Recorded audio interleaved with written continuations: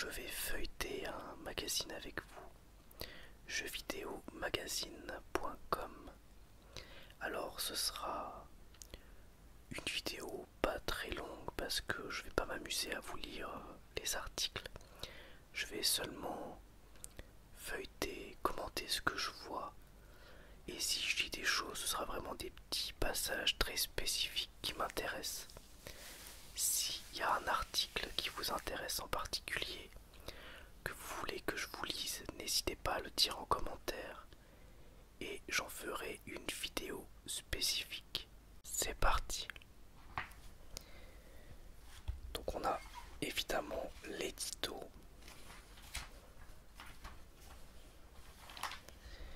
Et le sommaire. Alors déjà à la une, donc c'est les news. Un nouveau The Witcher arrive. Ça c'est une très bonne nouvelle. Ça parle aussi un petit peu de Cyberpunk 2077 évidemment. L'autre bébé de CD Projekt Red, même si moins de succès critique que The Witcher 3. Après on a un article sur Trek to Yomi qui est le prochain jeu de Devolver Digital.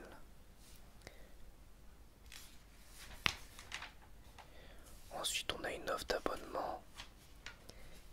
Moi je vais peut-être m'abonner mais avec une autre offre que je vais vous montrer après. Ensuite on a FIFA 2022, bientôt la fin de FIFA. Donc sur une nouvelle formule qui devrait être proposée par EA prochainement. Ensuite on a plusieurs petits articles en polygone. Olupi est un habitué des D-Make, ces versions PS1 de jeux actuels. Évidemment, il s'est penché sur le trailer d'Elden Ring et le résultat est à la hauteur du jeu de From Software. Pour le voir, il y a un lien. Ok. Horizon Lego. En mai prochain, Lego proposera ce modèle de 1222 pièces directement inspiré de Horizon Forbidden West, vendu à 80 €. Ce grand coup, accompagné d'alloy, mesurera 34 cm de haut. Voilà. Ensuite, on a une petite publicité et on a les tops et les flops. Avec en top adaptation en série de Tekken. Ouais, Tekken. Il y aurait aussi un film BioShock. Et il y aurait une série animée Nier Automata. Ok, intéressant.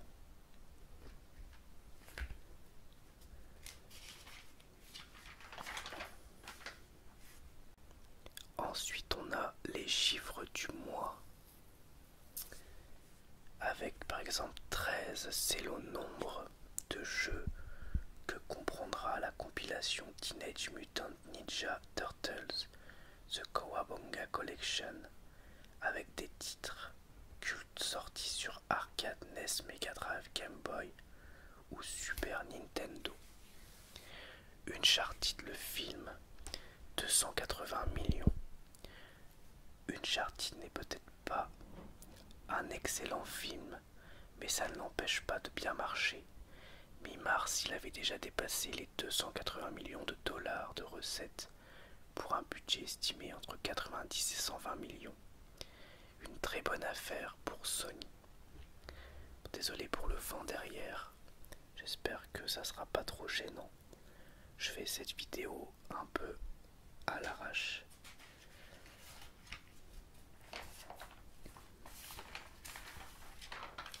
Ensuite on a l'agenda. Donc on a la fameuse BD Blick.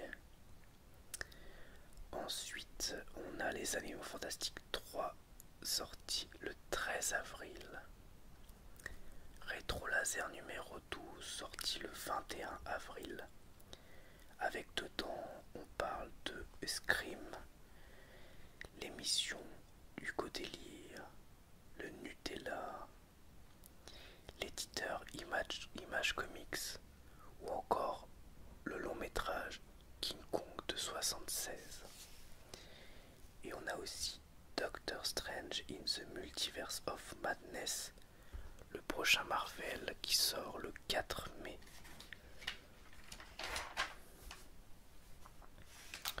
Ensuite, on a une double page sur des DLC et mises à jour de jeux.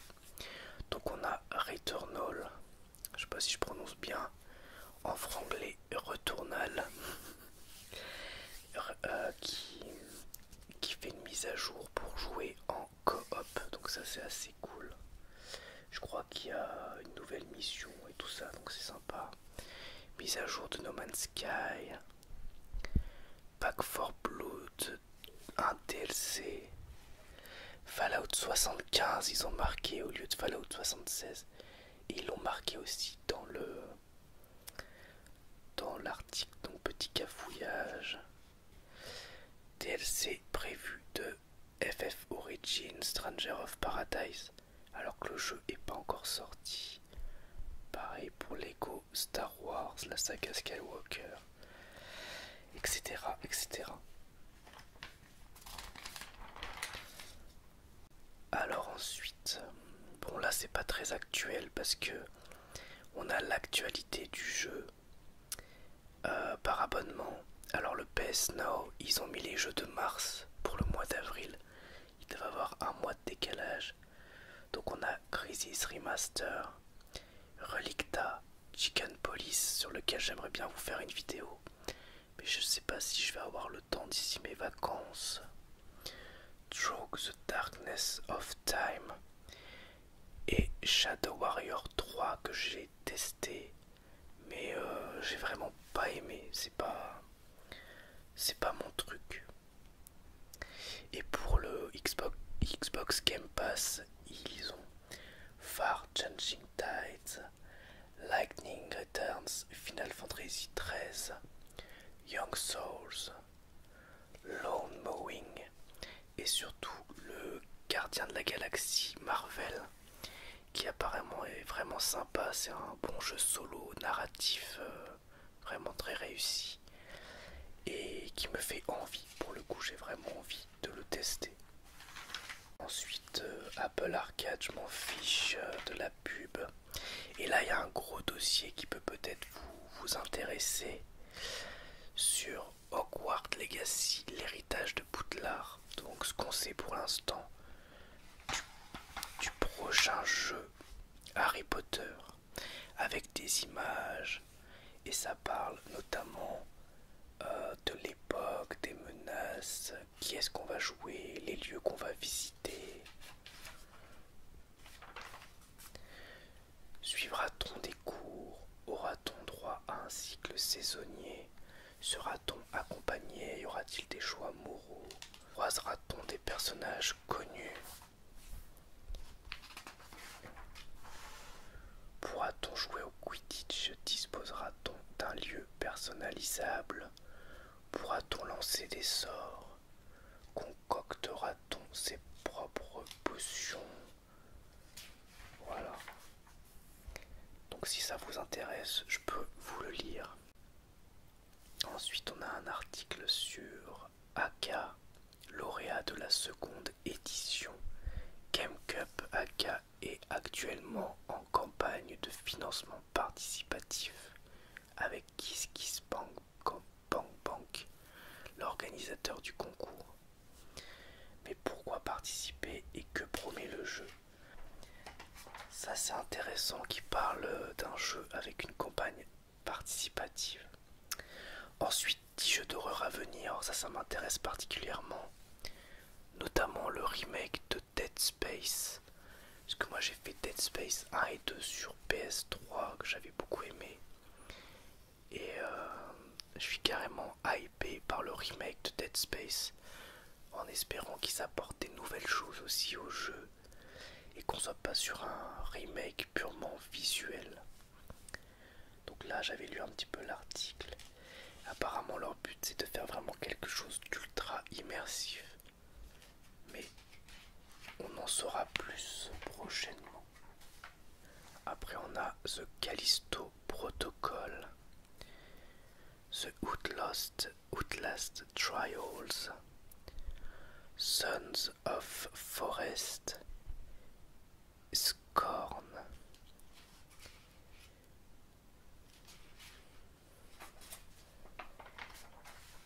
Evil Dead. Alors ça, je me demande ce que ça va être. Ça a l'air d'être un jeu coop, donc c'est peut-être un petit peu dans la veine d'un Dead by Daylight ou Friday 13th, mais avec peut-être plus d'humour, un peu plus délirant, je sais pas. À moins que ce soit plus dans la veine d'un Left 4 Dead, avec des zombies, tout ça. Et là, on aurait plutôt des démons, je sais pas. Quantum Error. Oh là, ça ressemble plus à un FPS d'horreur, hein, d'après ce qu'on voit. Chouchou Charles, c'est marrant comme nom de jeu d'horreur. Slitherhead, qui a une image qui fait bien flipper, je trouve. Et The Carry, la suite spirituelle d'Until Dawn. Ça c'est très intéressant. Vampire The Masquerade, Swan Song. Alors moi j'ai pas joué à un jeu vampire depuis très longtemps. Il y en avait un qui était sorti sur PC. Enfin moi j'avais joué sur PC qui était vraiment génial. On commençait au Moyen-Âge et puis on était un genre de templier je crois. On se faisait mordre. On devenait un vampire contre notre gré. Puis après on voyageait à travers les époques et tout. C'était trop bien. Lego Star Wars, la saga Skywalker. Je crois que c'est sorti du coup déjà. Il me semble que c'est sorti. Donc c'est l'intégralité de la saga Skywalker.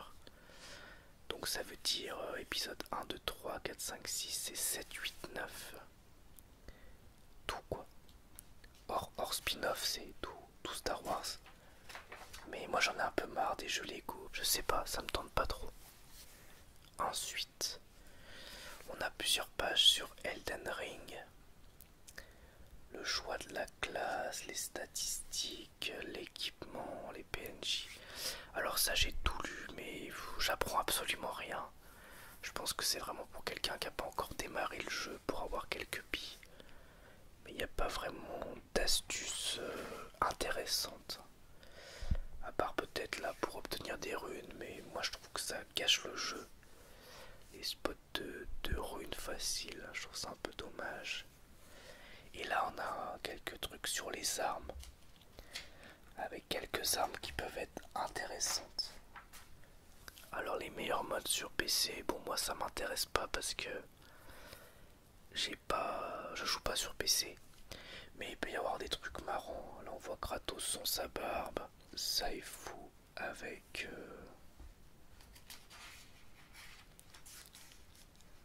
Bruce Lee, Spider-Man, John Wick.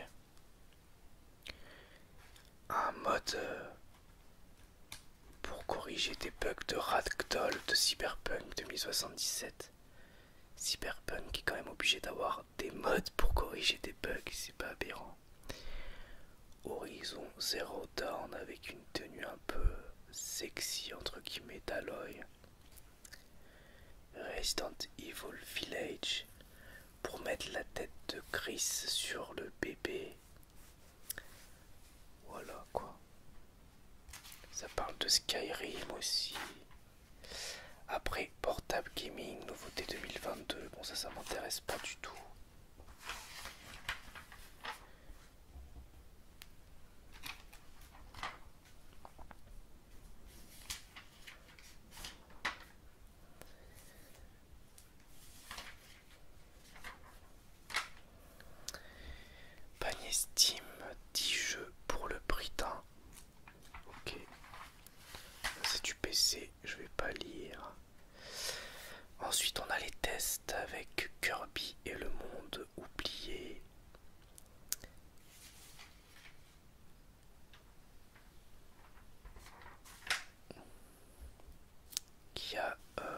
16 sur 20, très bonne note.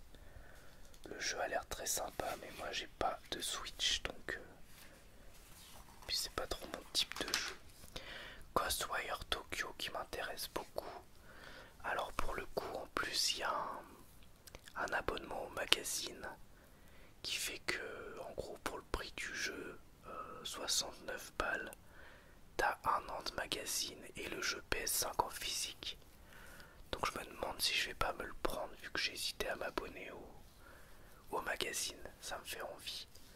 Parce que le magazine à lire c'est sympa et ça me détend. Donc ça peut me permettre de vous faire aussi des petites vidéos. De pourquoi pas vous lire des tests ou je sais pas, vous voir. Prenant mystérieux mais répétitif. 14 sur 20. C'est surtout au niveau de la durée de vie et de la jouabilité que le jeu prend un coup. Très diversifié niveau gameplay, mais on se retrouve malheureusement souvent à tirer sans réfléchir. Les animations sont trop rigides. Durée de vie, au vu du prix, on reste sur notre faim. Graphisme un peu daté par rapport aux standards actuels, pas à la hauteur, mais on a le droit à une direction artistique tout bonnement somptueuse.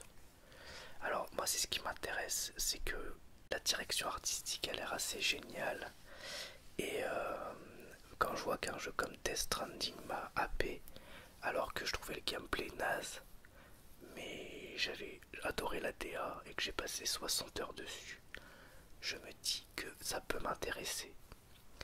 Et puis j'ai envie d'un jeu pas trop long, histoire de faire un peu une pause dans Elden Ring. Donc pourquoi pas, écoutez, je vais peut-être me prendre l'abonnement et le jeu en même temps. Gran Turismo 7, alors ça je suis pas du tout public parce que je suis pas du tout fan de jeux de voiture. GTA 5, donc c'est le test de la version next-gen.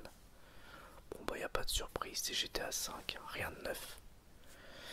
Crusader Kings 3, un jeu de stratégie. Triangle Stratégie, je connais pas. Stranger of Paradise FF Origin. Je trouve ça étonnant que le jeu il a un petit encart comme ça. C'est vraiment un jeu qui a l'air de quand même pas mal bidé. Hein. Mais moi ça m'intéresse un peu, je sais pas. Chocobo GP, Grid Legends, Shadow Warrior 3. Donc j'en ai parlé, je l'ai testé avec le PS Now, mais j'ai pas aimé. Apparemment le jeu est sympa, mais c'est pas mon truc. Siberia, The World Before, Destiny 2. Là on est sur des DLC. Hein. Le DLC de Assassin's Creed Valhalla qui a que 12 sur 20. On va lire le verdict. L'aube du Ragnarok est décevant dans son ensemble, s'éloignant trop des bases de la licence Assassin's Creed. Le peu de nouveautés proposées ne justifie pas son tarif excessif comparé à celui des deux précédentes extensions. Ouais, il tire peut-être un peu trop sur la corde Ubisoft. Black Wines, Pepper Dolls 2, Don't Be Afraid, Cake Invaders, Kung Fu Kickball, Super Onion Boy, c'est plus sur des petits jeux. Tunic qui pour le coup me fait assez envie, qui inclut directement avec le Xbox Game Pass. Et ça a l'air d'être un beau jeu, ça fait penser, en tout cas au niveau du design, à du Zelda un petit peu old school. Young Souls, Paradise Killer, communauté, question des lecteurs, sondage, quel jeu attendez-vous en 2022? Le plus élevé c'est God of War 2, donc God of War Ragnarok, 37%, 15% Starfield, 13% Zelda Breath of the Wild 2, 27% Hogwarts Legacy. Moi perso c'était Elden Ring, donc ça y est c'est bon. Et là-dedans je pense peut-être God of War. Hogwarts Legacy ça m'intéresse, mais je sais pas, je suis pas vraiment hypé. Donc faut voir. Les 5 mondes ouverts préférés: The Witcher 3, Ghost of Tsushima, Red Dead Redemption 2, Zelda Breath of the Wild, Assassin's Creed 1. Ok. Bon. Et puis on a des petits jeux à la fin pour terminer. Voilà, et une pub pour Gran Turismo 7. Gran Turismo 7. Voilà donc pour cette vidéo où on feuillette ensemble le jeu vidéo magazine. Donc si jamais il y a un article en particulier qui vous intéresse et que vous voulez que j'en fasse une vidéo, n'hésitez pas à le dire en commentaire et puis j'adapterai les choses. Voilà. Merci à tous et à bientôt pour une nouvelle vidéo ASMR. Au revoir, merci à tous.